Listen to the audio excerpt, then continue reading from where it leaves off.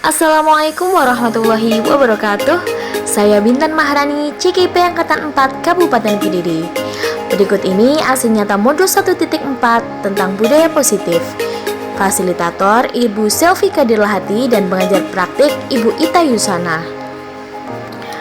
Adapun implementasi inti modul budaya positif, penanaman akhlak mulia pada murid SMK Ar-Rahmah yang melatar belakanginya adalah lingkungan sekitar yang kondusif, memunculkan ide untuk memfasilitasi murid agar lebih berkarakter dan berakhlak mulia. Aksi nyata modul ini adalah bertujuan untuk menanamkan akhlak mulia pada murid dan menanamkan kepedulian terhadap sesama. Adapun tolak ukur pada aksi nyata modul 1.4 ini adalah murid berakhlak mulia dan murid peduli terhadap sesama.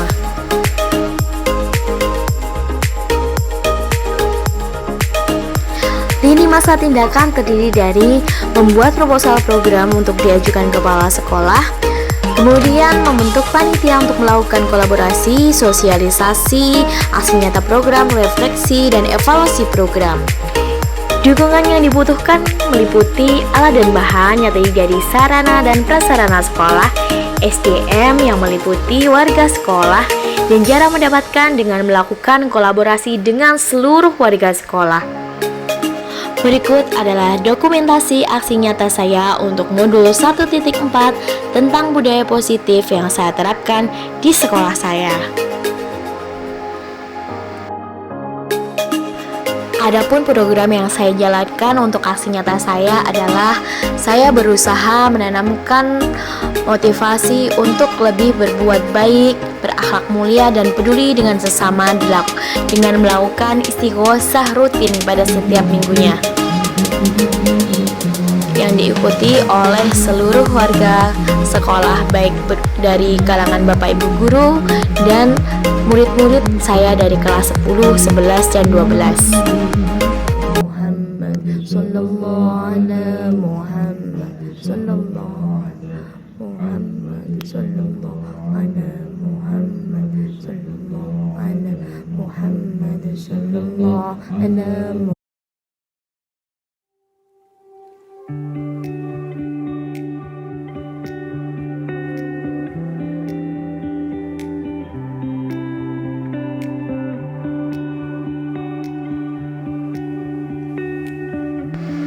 Berbagi pengalaman dan pemahaman terkait dengan modul 1.4 atau budaya positif pada perwakilan Bapak Ibu Guru SMK Ar-Rahmah Purwotengah Papar Kediri. Assalamualaikum warahmatullahi wabarakatuh. Warahmatullahi wabarakatuh. Pada kesempatan kali ini saya akan berbagi tentang budaya positif. Ini sebenarnya adalah salah satu modul di program guru penggerak yang harus disosialisasikan kepada Bapak dan Ibu guru. Nah, pada kesempatan kali ini juga insya Allah selama kurang lebih nanti 60 menit ke depan kita akan membahas tentang budaya positif ini. Nah, di budaya positif ini sebenarnya apa sih? Nanti saya akan jelaskan lebih rinci. Yang pertama, nanti ada perubahan paradigma belajar, kemudian ada lagi disiplin positif, motivasi perilaku manusia, kebutuhan dasar, dan sampai 7 poin ini. Jadi nanti kita akan kupas satu persatu dari ke-7 poin ini. Untuk yang pertama yaitu perubahan paradigma belajar. Nah, ini kita ada pemantik dulu sebentar Bapak Ibu. Misalkan seperti ini. Ketika kita mengepalkan 1 atau 2 tangan kita, itu ketika kapan kita punya tugas untuk menjaga tangan ini tetap terkepal. Kemudian Bapak dan Ibu diminta untuk membukanya, membuka kepalan tangan ini. Padahal ada perintah lagi satunya, tidak boleh mengepalkan tangan. Kira-kira Bapak sama Ibu tetap berusaha dengan keras mengepalkan kedua tangan ini atau melepasnya? Jika ada yang meminta, Budia, salah satu dikepalkan, salah satu dibuka. tidak boleh. Berarti itu tidak konsisten. Satu saja kalau gitu. Satu ini kira-kira Bulia mau jaga terus, amanah ini nggak boleh dilepas, apa mau Bulia lepas? Tergantung siapa pemerintah. Tergantung siapa yang memerintah. Ya. Oke, Pak Nasir. Kepalan tangan ini, misalkan saya minta di situ, ada yang minta jenengan diminta Anda membuka kepalan tangan. Kira-kira jenengan teguh pendirian tetap jenengan kepalkan atau jenengan lepas sesuai dengan perintah orang lain? Saya kepalkan terus. Jenengan kepalkan Iya. terus. Kenapa alasannya? Ya kan dapat amanah. Amanah itu ya harus dikepalkan. Iya. Meskipun nanti pada akhirnya ada yang mengiming-imingi, misalkan ini nggak usah dibuka, nanti saya kasih uang 10 juta, jenengan nggak mau? Gak mau. Nggak mau, Nggak tetap mau. dia jaga Iya, sendiri. iya. Oke, ini salah satu pemantik dulu ya. Kira-kira yang benar jawabannya apa? Nah, pada perubahan paradigma belajar itu penting untuk apa Bapak Ibu? Agar kita tahu sebenarnya itu di sini ada membangun budaya positif sekolah. Kalau misalkan membangun budaya positif sekolah itu maksudnya gimana? Di sini ada yang pertama menyediakan lingkungan sekolah yang positif, yang kedua membuat sekolah itu menjadi aman dan nyaman. Maksudnya aman dan nyaman itu dalam hal apa? Di sini juga dijelaskan murid-murid mampu berpikir, bertindak, mencipta dengan merdeka, mandiri, dan tanggung jawab. Perlu digarisbawahi dulu satu, bahwasanya semua apa yang kita lakukan sebagai guru itu subjeknya tetap murid. Jadi bukan atas nama guru. Saya mau gini karena saya mau. Misalkan kita jadi guru tidak boleh. Semua subjeknya adalah murid. Apa yang diperlukan murid kita lakukan. Jadi kita harus menghamba kepada murid. Istilahnya seperti itu kalau menurut Ki Hajar Dewantara. Lanjut, tadi ilusi yang sudah saya coba kepalan tangan tadi sebenarnya berlanjut di sini, bahwasanya pada paradigma yang lalu itu seperti yang dikatakan oleh Bu Ria tadi.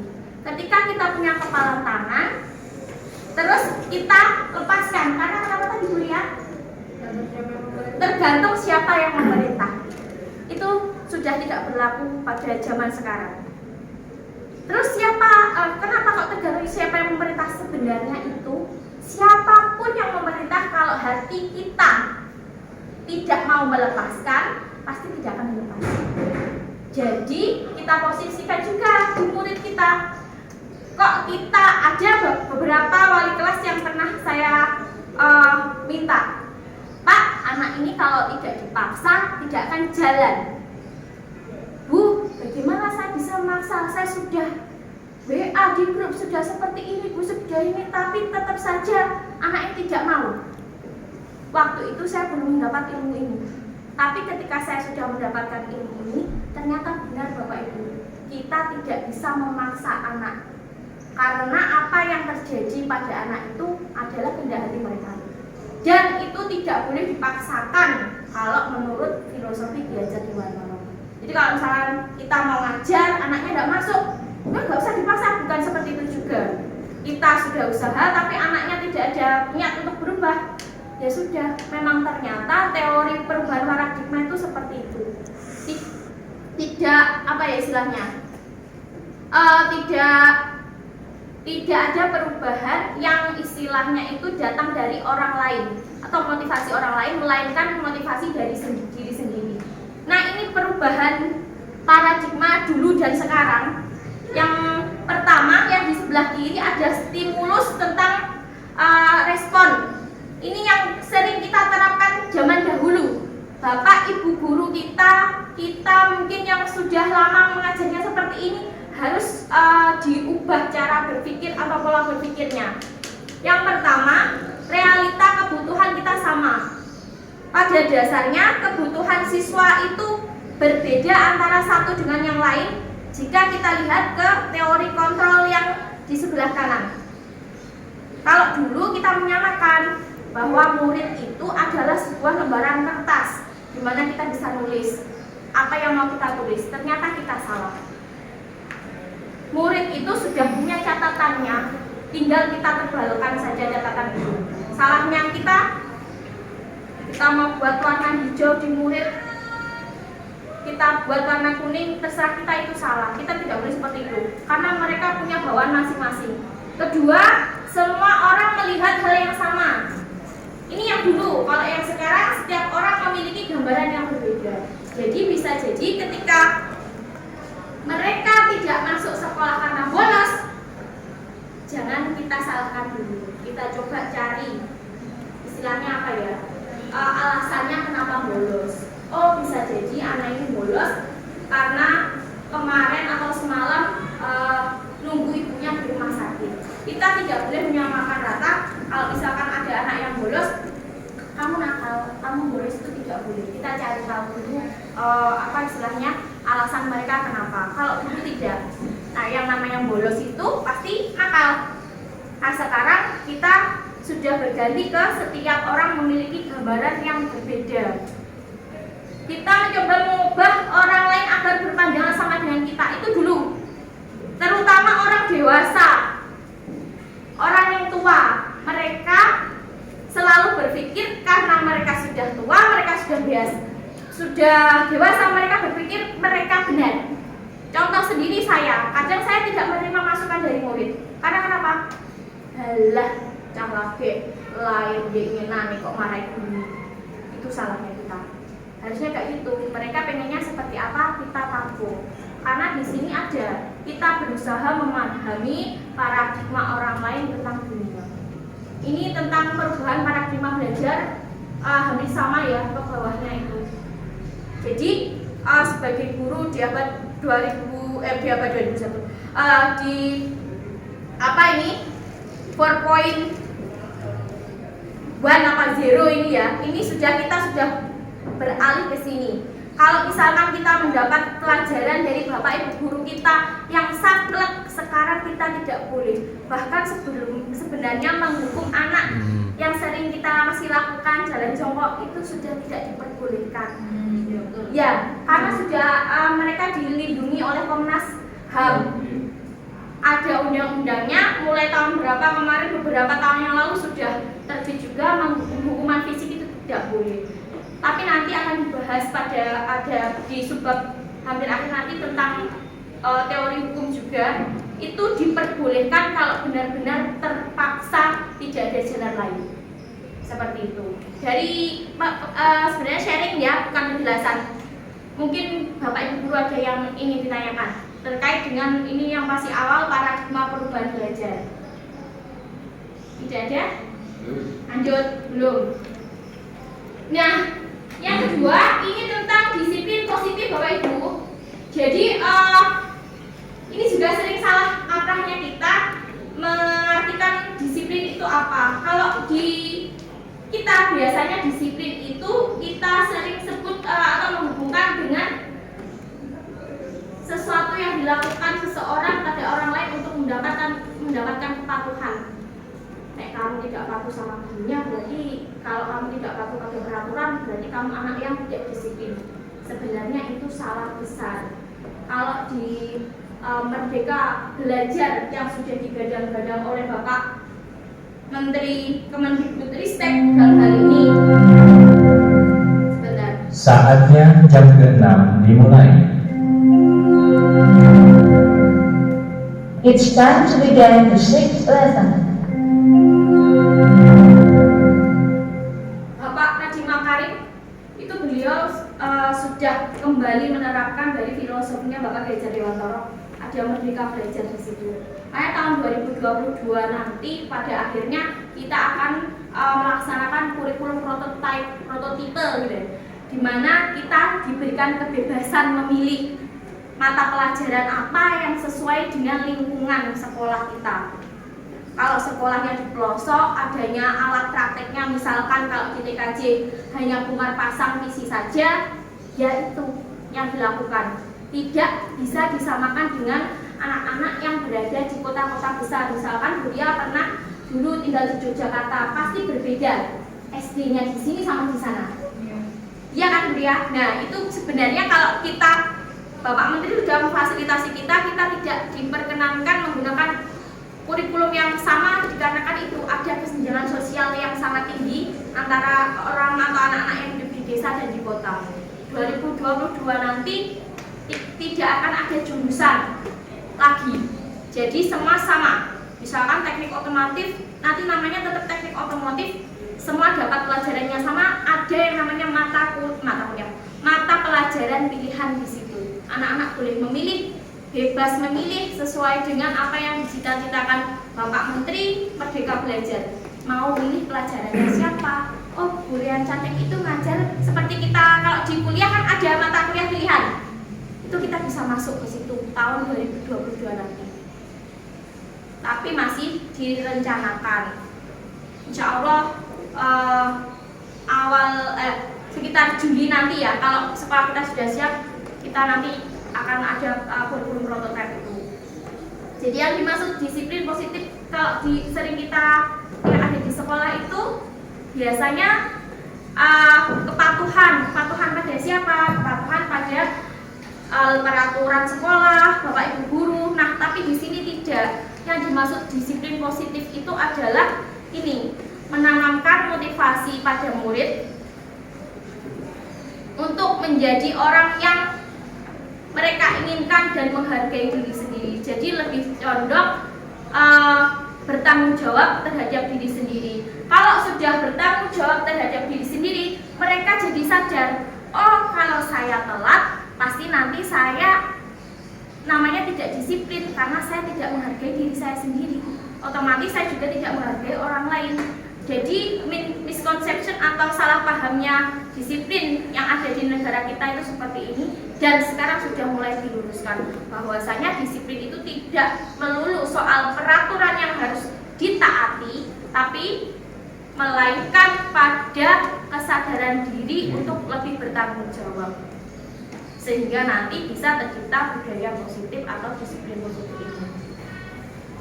Nah, itu jadi disiplin positif. Ampun nggih, sedikit kok kalau disiplin positif itu intinya.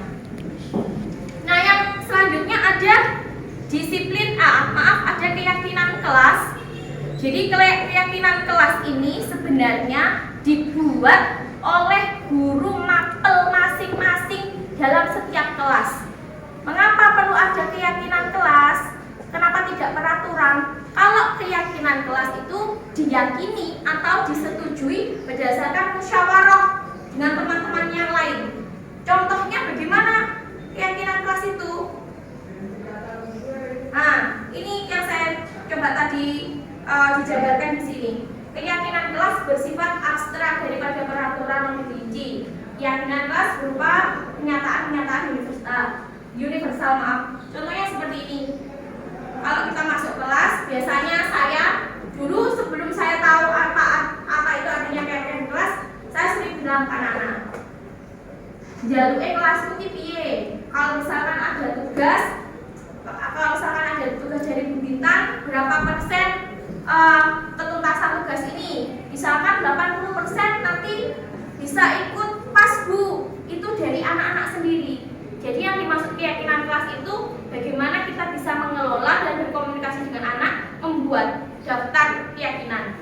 Misalkan tidak datang terlambat. Karena apa? Ingin menghormati yang lain yang sudah datang terlambat. Tidak memakai make up berlebih. Kalau sudah disepakati, ketika ada yang melanggar, ya kita boleh menindak karena itu sebuah kesepakatan. Beda dengan peraturan. Kalau peraturan itu yang membuat adalah sekolah, pasti ada sanksi atau hukum yang tegas di situ. Tapi kalau kesepakatan kelas tujuannya itu agar membentuk anak bisa bermusyawarah, bisa istilahnya itu mengutarakan apa keinginan mereka di kelas yang kita ajar, seperti itu. Banyak sekali manfaatnya. Terus juga bisa lebih bertanggung jawab. Tapi ketika itu jadi peraturan, mereka suatu saat pasti melanggar. Karena kenapa? Saya tidak suka dengan peraturan itu. Contohnya saja banyak kasus di TKJ, karena saya mengajar di TKJ. Ada peraturan dilarang memakai make up yang tebal. Itu anak-anak banyak yang melanggar. Karena kenapa? Mereka merasa tidak membuat itu. Yang membuat siapa? Sekolah. Kalau yang membuat sekolah, ya wis peraturan gak begitu ditaati. Tapi ketika saya coba itu keyakinan kelas di kelas, gimana? Setuju enggak dilarang bermake up? Kalau bermake up tebal nanti hubungannya apa? Digosok bu, pakai kaos kakinya bu bintang. Anak-anak tidak ada yang bermake up tebal. Jadi beda kata-katanya.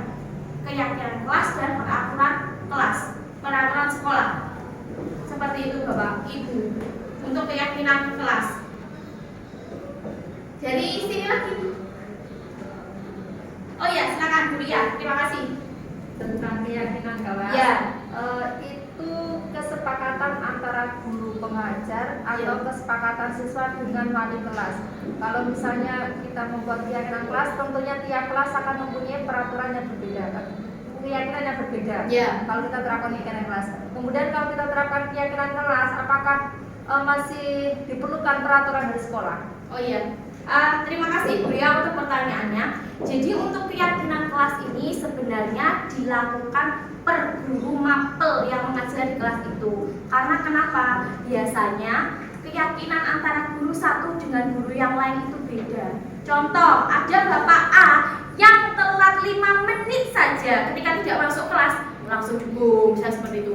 Ada yang dengan luwes, ya silakan. Ada lagi yang minta surat izin ke bawah, macam-macam.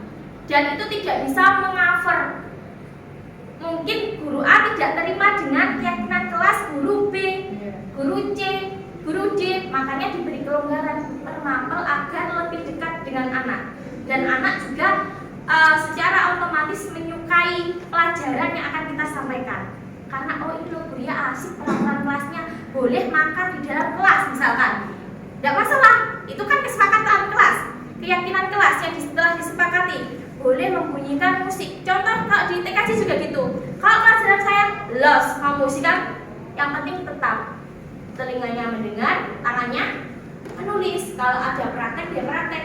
Bu, saya mau setel musik seperti ini, tidak apa-apa, biar anak-anak enjoy, tidak masalah. Tapi belum tentu apa yang sudah saya terapkan di kelas saya disetujui oleh Bapak Ibu guru yang lain yang mempunyai karakter berbeda dengan saya. Itu pertanyaan pertama. Pertanyaan selanjutnya, apakah kalau sudah ada keyakinan kelas, peraturan di sekolah itu tetap diperlukan atau tidak? Tetap sebagai kontrol yang tidak bisa meng-cover keyakinan kelas yang kita buat. Misalkan di keyakinan kelas kita dilarang merokok. Ya anak-anak nanti merokok di luar jamnya kuliah. Nah itu di-cover oleh peraturan sekolah dilarang merokok. Seperti itu Bu ya. Gimana? Oke, monggo yang lain. Bapak-bapak ini sepertinya pendiam semua ya. Oke. Udah pendiam biasanya ya sebagai guru kan kita pasti paham. Diam itu mengerti apa belas itu. Oke, lanjut.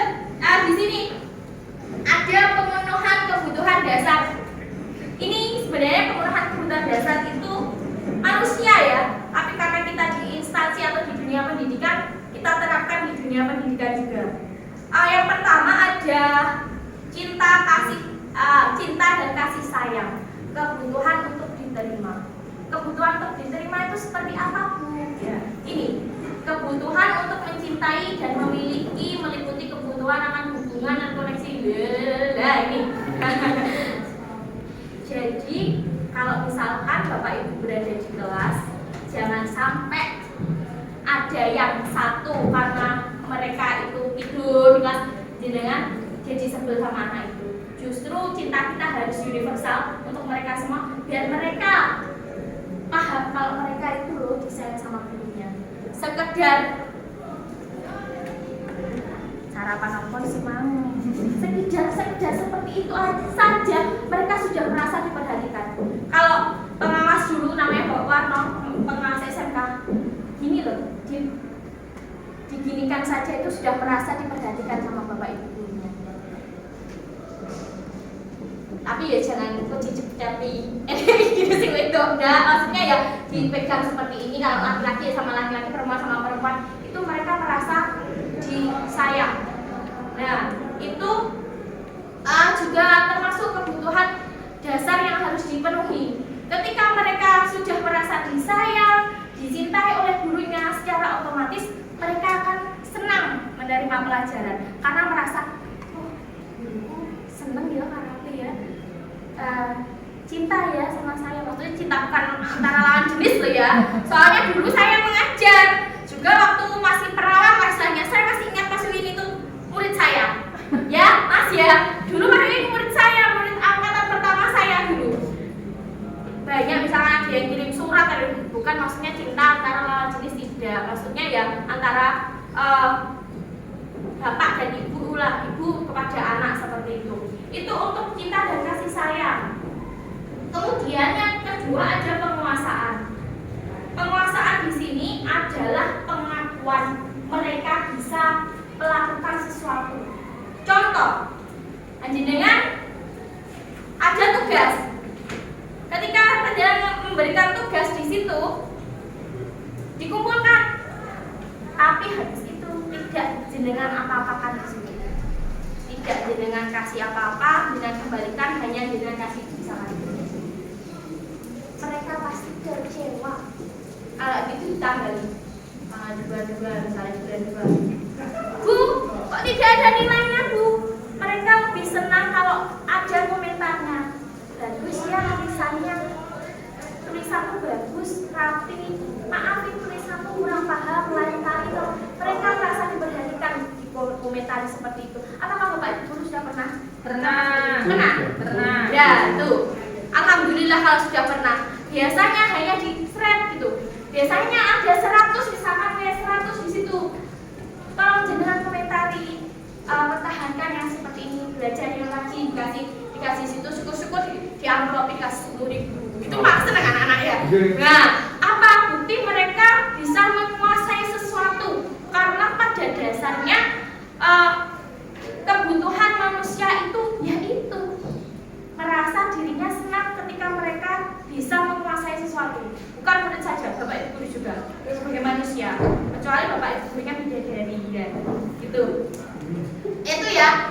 Lanjut, di situ ada kebebasan.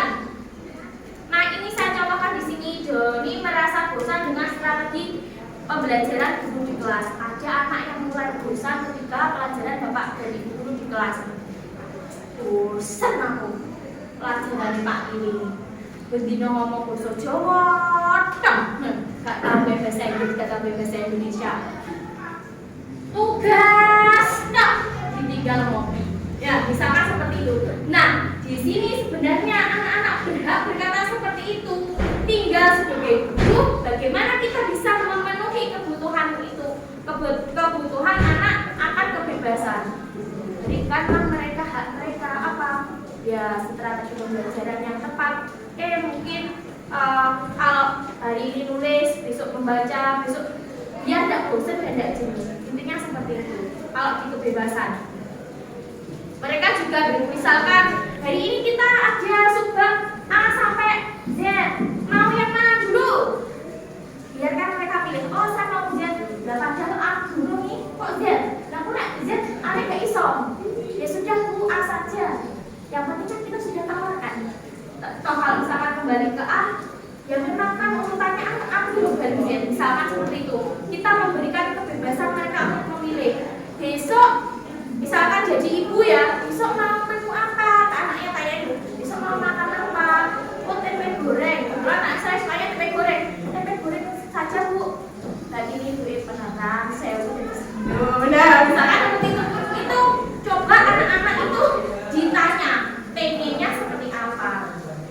Sebelum saya masuk atau mengikuti program guru penggerak, saya tidak pernah melakukan itu.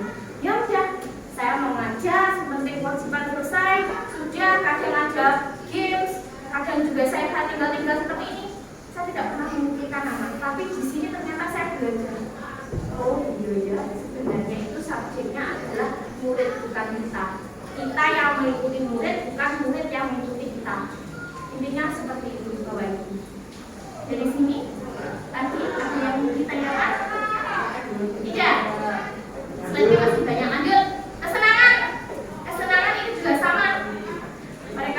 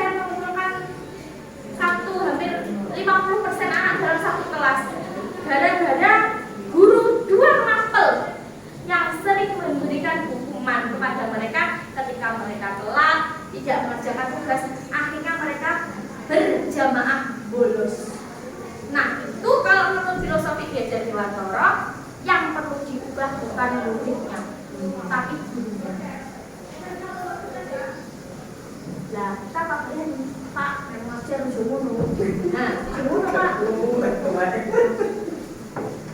Lah kok marah itu umure podo kok marah cara belajar. Nah, kadang itu kita salah-salahnya di situ lagi. Murid merasa nggak enak guru saya. Kalau tadi ditanya satu-satu, jawabannya apa? Saya takut lupa masuk. Kenapa takut? Takut dihukum. Hukumannya apa? Jalan jongkok kan. Padahal karena memang mereka salah sebenarnya, belum mengerjakan tugas. Itu kelasnya Pak Zaki 50% Pak, lebih Pak ya tadi Pak. Itu ternyata guru mapel, dua guru mapel yang mereka takuti ada di satu hari. Satu hari itu ada guru mapel yang menurut mereka tidak enak ngajarnya. Jadi mereka satu hari itu bolos masalah. Gara-garanya itu tadi gak senang kalau dapat sekolah pengganti. Yang bisa diubah ya cara mereka mengajar, mungkin kita masuk sedikit-sedikit dan menuturi anaknya. Tapi kalau menuturi anaknya saja tidak masuk tadi, karena perubahan itu dari niat mereka sendiri. Itu yang sulit. Itu ya. Next. Sudah sih sebenarnya. Ini ada studi kasus. Tolong Bapak baca dulu, terus jenengan renungkan kira-kira ini masuk pemenuhan kebutuhan dasar yang mana. Nanti saya coba satu-satu ya. Ini jenengan pemenuhan apa gitu ya. Dinda, seorang anak kelas 3 SD, begitu tiba di rumah sepulang dari sekolah menangis dan mengadu pada ibunya bahwa dia benci pada gurani gurunya. Menurut Anda, kebutuhan apa yang berusaha dipenuhi oleh Dinda jika jawabannya seperti ini? Ibu guru bilang, aku tidak boleh bersenandung sewaktu mengerjakan tugas. Katanya kelas harus tenang, tidak ada suara. Kan enggak seru jadinya. Kira-kira kebutuhan apa yang Dinda butuhkan dari Gurani? Sudah? Coba saya satu-satu ya. Oke, dari Brian dulu. Kesenangan. Kesenangan. Kesenangan dulu besar kelas senang. Oh maklum. Kesenangan. Mas Zaki? Kebebasan. Kebebasan. Yang betul itu adalah kebebasan. Iya, pas dulu buat Pak Zaki dan Pak Febri. Jadi maksudnya apa? Dinda itu loh pengen bebas. Bebas apa? Bebas nyanyi-nyanyi di kelas. Kalau sudah bebas nanti dia makin merembet kemana? Ke senang. Jadi pada dasarnya Dinda butuh kebebasan. Dan bisa nyanyi. Contoh ya ini ya. Oke lanjut. Nah ini masih banyak nih, berapa slide? 14. Oke sebentar lagi. Sudah berapa menit? Oh iya, maaf. Oke, ada 5 posisi kontrol yang harus ada di guru. Ini yang harus kita terapkan. Di guru ada 5 posisi kontrol. Yang satu atau A itu posisi penghukum. Seseorang penghukum bisa menggunakan hukuman fisik maupun verbal. Orang-orang yang menjalankan posisi penghukum senantiasa menyatakan bahwa sekolah memerlukan sistem yang dapat lebih menekan murid-murid lebih dalam lagi. Nah, contohnya kata-katanya seperti ini sudah masuk penghukum ya, meskipun tidak dalam tindakan. Karena verbal itu kan kata, meskipun hanya kata saja. Sampai kalau nggak nurut sama saya, tahu itu boleh dilaksanakan di penghukum itu boleh dilaksanakan jika nanti 4 posisi yang lainnya sudah. Kalau baru awal sudah bilang seperti itu, salah besar, tidak boleh. Sampai kalau tidak duduk keluar kelas, tidak boleh. Itu kalau menurut filosofinya Gereja Dewa Loro seperti itu. Jadi kita tidak boleh berposisi sebagai penghukum di awal ketika tahu ada salah satu murid kita yang salah. Sampai ini loh diajar kok gak iso itu. Itu sebenarnya masuk juga penghukum, tapi lewat verbal atau kata, dan masih banyak yang lainnya. Itu untuk penghukum. Kedua, membuat orang merasa bersalah. Contoh, di kelas ada salah satu anak terlambat, kemudian anak itu masuk, bapak ibu gurunya marah karena anak itu terlambat. Bapak ibu gurunya masuk kantor, satu kelas merasa bersalah, semua bersalah. Terus anak tadi yang telat datangi bapak ibu guru ke kantor, berusaha membujuk gurunya, Pak, maaf Pak, gara-gara saya satu kelas tidak dapat pelajaran Bapak karena Bapak mungkin marahnya sama saya. Iya, gara-gara kamu satu kelas tidak dapat pelajaran saya. Itu juga salah. Lagi apa? Ibu sangat kecewa sama kamu, kok hasilnya belajar kok seperti ini? Juga tidak boleh. Terus yang lagi, berapa kali Bapak harus memberitahu kamu ya? Itu membuat mereka merasa bersalah, itu juga tidak diperbolehkan. Jadi berat ya tugas guru. Ini itu tidak boleh. Mungkin ini mulai diberlakukan tahun ini ya. Kalau bisa ya di sini karena Dina sudah dapat ilmunya dibanding guru-guru yang lain. Nah, yang selanjutnya posisi menjadi teman. Kalau di posisi ini bapak ibu gurunya fleksibel sebenarnya, tapi gurunya satu. Jadi kalau di Jawa lebih gak diajeni. Karena kenapa? Karena dekat dengan murid. Contohnya siapa? Saya, jelas. Anak-anak jadi gak pernah takut sama saya.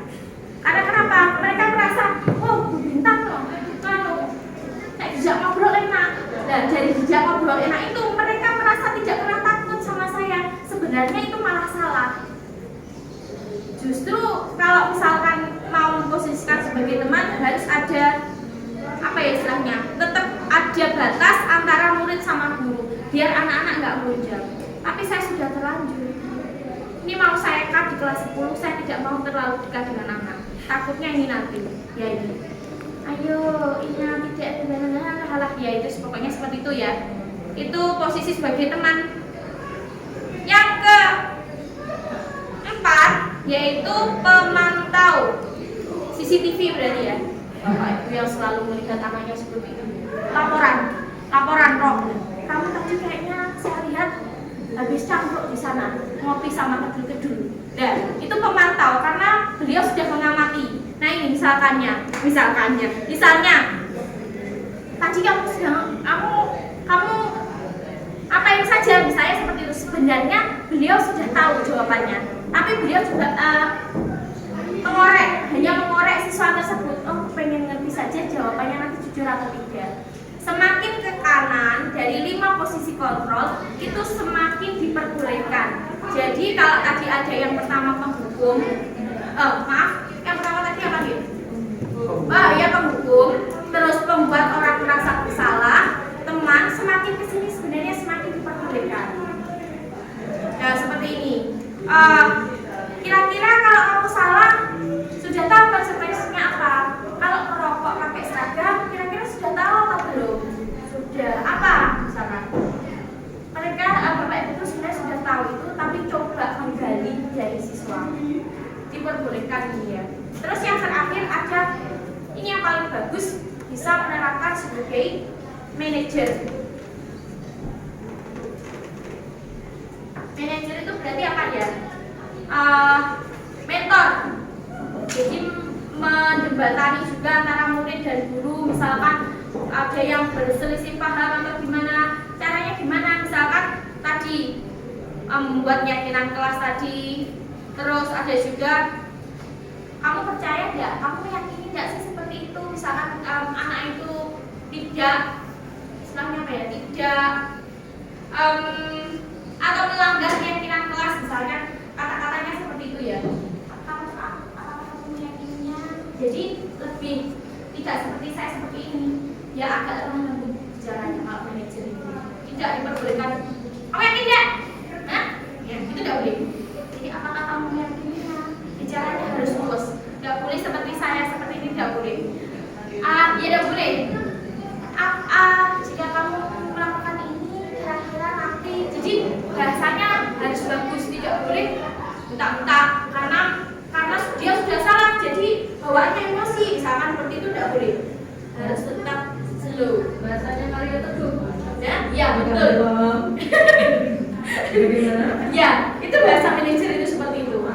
Tidak diperbolehkan seperti bahasa penghukum. Dari 5 posisi kontrol, ada yang ditanyakan? Apa next? Next. Oke, next. Ini ada yang terakhir ini sebenarnya. Ya, segitiga restitusi. Terakhir ya, alhamdulillah. Ini segitiga restitusi itu apa? Proses menciptakan kondisi bagi murid untuk memperbaiki kesalahan mereka sehingga mereka bisa kembali pada kelompok mereka dengan karakter yang lebih kuat. Dari Gazen 2004. Di restitusi sebenarnya kita menggali kesalahan yang dibuat oleh murid agar mereka itu bisa diterima lagi di kelasnya. Nah, tahapan-tahapannya restitusi itu seperti apa? Ada tahapannya. Yang pertama itu ada menstabilkan identitas atau stabilize the identity. Nah, jadi ketika menstabilkan identitas itu kita coba pahamkan ke anak. Misalkan saya ada contoh kasus kemarin itu ada anak satu di kelas itu pinter. Pinter itu dalam arti apa? Dia selalu bisa mengerjakan tugas. Kalau ulangan harian dia selalu tidak mau mengumpulkan jawabannya. Tapi saya lihat dulu, sebenarnya selesai, tapi anaknya tidak mau mengumpulkan jawabannya. Ketika sudah selesai ulangan harian, saya coba dekati dia. Sampai tadi sudah selesai, kenapa tidak mengumpulkan? Jawabannya apa? Solidaritas teman. Kenapa? Saya lihat teman-teman yang lain belum selesai, jadi saya tidak mengumpulkan. Terus saya sebar jawaban saya ke teman biar satu kelas bisa semua. Tolong menolong dalam kebaikan. Bagus ya. Ada dalilnya? Ada, Bu. Ya, itu efek dari guru agama ya, yang selalu mengatakan tolong menolonglah kamu dalam kebaikan. Tapi anak-anak salah mendefinisikan tolong menolong dalam kebaikan seperti apa. Kalau saya kumpulkan dulu, Bu, yang pertama satu saya pasti diolok-olok. Dioloknya gimana? Ya kayak mari dhisik, mulai dhisik, lali kancane. Tuh, pasti seperti itu. Akhirnya dia enggak. Saatnya jam ke-7 dimulai. It's time to begin the 7th lesson. Jadi dari situ dia nggak mau apa ya istilahnya mengumpulkan dulu. Kemudian saya coba saya stabilkan dulu karena saya sudah dapat ilmunya. Kebetulan saja waktu itu saya sudah dapat modul ini, saya coba ya nggak masalah sih, setiap manusia itu punya kesalahan. Bu Bintan dulu juga seperti itu, tapi Bu Bintan bukan yang nyontoi, Bu Bintan yang dicontohi waktu itu karena Bu Bintan tidak pernah pintar di pelajaran A misalkan seperti itu. Gak masalah sih salah, tapi tolong jangan diulang lagi. Itu bentuk dari menstabilkan identitas, dimana kita berusaha masuk ke situ tidak menyalahkan mereka, bukan malah yo gitu salah itu. Harusnya kan kamu tadi kumpulkan ke depan, kenapa kamu masih nunggu temennya? Biasanya kita seperti itu, malah salah. Kita harusnya membombong kalau bahasa Jawanya ya. Ya betul, tolong menolong itu bagus, tapi lihat dulu konteksnya. Nanti tolong menolong untuk apa sih itu? Oh itu untuk raport. Raport buat apa? Buat kerja. Kalau kerja hasil curang itu, kalau laki-laki buat nafkahi anak istrinya gak barokah. Itu yang mengakibatkan apa? Uangnya yang di keluarga itu cepat habis meskipun kaya. Ya gara-gara gak barokah sudah dia pasti seperti itu. Runtutannya itu seperti itu, mereka di sana pasti calon mereka paham. Tapi jangan sampai seperti itu tadi langsung disalahkan. Distabilkan dulu identitasnya. Nah, ini saya juga pernah melakukan kesalahan. Kita bisa menyelesaikan ini. Contohnya jadi kita bombong lah, saya dalam bahasa Jawa seperti itu. Kedua, kalau sudah distabilkan ada validasi tindakan yang salah. Saya tanya ke dia, contoh kasus tadi, kira-kira yang saya lakukan itu tadi loh, kalau dari apa yang kita sudah obrolkan benar apa salah? Salah. Dia pasti bilang salah. Paham ya, tidak salah ya? Paham. Ya sudah, pasti dia tidak ngotot lagi, karena kita sudah ngomong di awal, ketika sudah masuk pasti ini karena sudah teori. Biasanya bentuknya suatu teori itu karena ada eksperimen berkali-kali di situ sampai terjadi teori. Nah, di sini juga seperti ini. Padahal kamu bisa melakukan yang lebih baik. Nah, kok sih kok ngono? Misalkan itu ya. Kalau di saya tadi saya kira-kira dari yang kita ngobrol tadi jawabannya apa? Saya masih ada rekaman nih. Saya rekam waktu itu juga. Salah dulu. Salah ya. Bukan benar ya yang ngomong sampai dari iya. Kalau sudah salah gimana? Itu masuk ke sini. Menanyakan keyakinan atau belief. Kalau sudah tahu salahnya, kira-kira mau apa sih sampai dia guru saya janji tidak akan mengulangi di kesempatan lain, misalkan seperti itu. Kesepakatan kelas apa? Dilarang mencontek gula. Ya berarti sampai ngerti toh, kok sampai nyontoh. Jadi kita tanya di sini. Makanya pentingnya apa kesepakatan kelas itu di situ. Salah satunya ketika ada kasus yang termuat di dalam keyakinan kelas, kita tidak membalik anak, tapi membaliknya ya alam-alam itu lagi. Sampai kayak menyepakati toh keyakinannya kalau nggak boleh menyontek misalnya. Iya bu, ya kok mbak langgar. Berarti ngerti ya, iya bu, yang salah siapa? Saya. Ya selesai. Jadi ulangi ya, iya bu, saya tidak akan ulangi. Kalau sudah tidak diulangi, kalau tetap gimana? Ya nanti saya mau dihukum. Itu opsi terakhir. Jadi kita tidak boleh ngejudge anak langsung salah saat itu. Yang pertama tadi ada apa? Menstabilkan identitas. Kedua, ada validasi tindakan. Yang ketiga, baru menanyakan keyakinan. Tuh, ruwet. Yang terjadi di lapangan tidak semudah itu Ferguson ya. Enak bintang ngomong dengan bisa pak kalau kita mau, bisa pun kalau kita mau. Tapi karena kita sudah terbiasa apa? Ya yang salah diteruskan, jadinya sulit sekali. Nah, jadi semua untuk budaya positif itu berawal atau berakar dari kita dulu sendiri. Kalau sudah ada perubahan, misalkan Pak Zaki ngajarnya jadi seperti ini baik, nanti insya Allah nular ke temannya yang lain. Saya sendiri juga belum sepenuhnya praktekkan ini karena masih terbawa yang dulu yang saya dapat dari bapak ibu guru saya, nek salah dijewer dan tidak boleh, apalagi anak bisa kita. Mereka sudah besar, maksudnya sudah gede, ya balik digembos biasanya. Kalau saya seperti itu, nek tak tenani yang jadi sasaran dari saya. Gembos setiap kali gembos. Dulu pernah temannya Mas Yudin itu gembos setiap hari. Motor kasih soalnya nggak suka sama saya katanya nggak pernah ke meja dia ketika ada praktek. Kan satu kelas ada 30 anak yang praktek, yang tanya semua bu, dia nggak pernah saya datangi karena saya masih sibuk sana sini. Dia bilang kalau hari ini nggak kesini ke meja saya, tak gebos ban setiap hari. Dia kurang tahu dulu adik tingkatnya apa angkatannya, langsung tak parani karena takut. Ya benar kalau nggak gitu nggak kesini. Setiap hari sampai dia lulus karena dapat materi KKPI hanya kelas 3 aku setiap hari baca gembos di parkiran. Gembos kan biasa kumpul setiap hari. Anak SMK, kalau SD pasti mungkin pulang nangis ketemu bapak ibunya, bu itu diizinkan sama guru, itu gara-gara tidak diperhatikan saja loh, belum dijewer. Kalau saya sekarang lebih ke yang dapat pahala ya hukumannya, mosek WC. Saya bilangnya nggak tak hukum berapa, tak carikan pahala. Apa bu? Carikan pahala apa? Mosek WC. Loh, pahala apa? Jadi anak berfatu minal iman. Oh iya bu, mosek.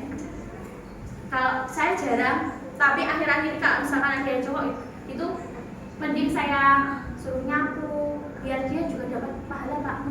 Jadi saya enak, maksudnya Mas Tius juga ada temannya bersihkan sampah, dia juga dapat pahala. Kita hukumnya juga tidak terlalu, meskipun fisik ya nyapu, tapi kan tidak terlalu itu. Mungkin ya, kalau Pak Nasir dulu jelas kekerasan dalam rumah tangga. Ya, Pak Nasir dulu sekolahnya. Semua dapat, Bu. Ya, semua pasti dapat. Karena basicnya seperti itu, kekerasan dalam rumah tangga ya Pak ya. Biar apa? Disiplin itu dulu misconception atau salah konsepsi atau salah konsepnya dari kata disiplin, taat peraturan. Tapi disiplin pada 2022 yang dicanangkan atau digembor-gemborkan Pak Menteri sudah beda 180 derajat dari dulu. Itu bedanya. Kita sudah mulai bergerak di sini, makanya ada namanya guru penggerak. Nanti terus akan digali terus kesalahan kita yang seharusnya tidak kita lakukan, yang seharusnya kita tidak lakukan berkaca dari guru-guru yang terdahulu, dibenahi terus. Program yang pemerintah luar biasa. Seperti itu nggih. Dari semua yang sudah saya paparkan, kira-kira mungkin ada yang masih bingung. Iya, silakan Bu Lia. Cuma sekedar sharing aja. Ya, Menarik sekali tentang temanya apa itu namanya? budaya positif. Budaya positif. Mungkin kalau kita cuma sekedar diseminasi, Ya, hanya beberapa guru saja, kayaknya kurang. Apakah ada follow-up-nya nanti akan ada semua guru, misalnya satu sekolah itu biar kita sama konsepnya sama, satu sekolah punya konsep yang sama dalam mengembangkan, mempraktekkan. ya. Terima kasih Bu Lia. Sebenarnya ada malah ketika saya pendampingan individu hari Jumat yang lalu, saya coba ngobrol dengan guru pendamping saya. Bu, kalau misalkan saya punya cita-cita, saya mau diseminasinya ini ke satu yayasan gimana? Apa diperbolehkan? Boleh Bu Bintan, nanti undang saya. Saya mau hadir bersama teman-teman rekan-rekan yang ada di kabupaten. Mau support kalau misalkan Bu Bintan mau mengadakan budget yang sekiranya lebih besar lagi. Misalkan itu untuk yayasan. Karena kemarin itu saya mengundang Bapak Ibu guru yang jumlahnya hanya ya bisa dihitung dengan jari ini. Banyak sekali pertimbangan. Yang pertama karena masih pandemi, tidak boleh bergerombol terlalu lama. Terus efisiensi yang didahulukan, bukan efisiensi, apa namanya? Yang didahulukan, prioritas yang didahulukan yang mana dulu? Nanti mungkin kalau misalkan bisa satu sekolah punya satu pembahasan atau mungkin satu pintu yang sama, insya Allah saya laporkan ke Pak Sihalgo.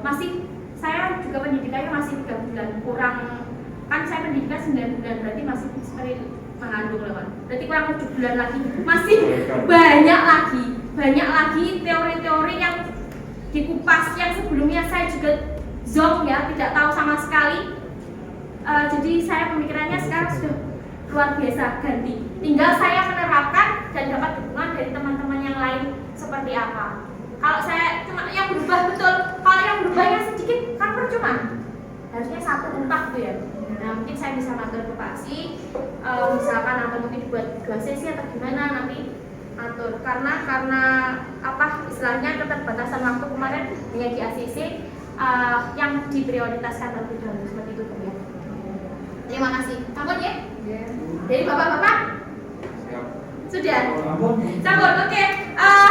Terima kasih. Demikian diseminasi saya untuk budaya positif modul 1.4 di program guru penggerak tahun angkatan 4 Kabupaten Kediri. Ada kurang lebihnya saya mohon maaf.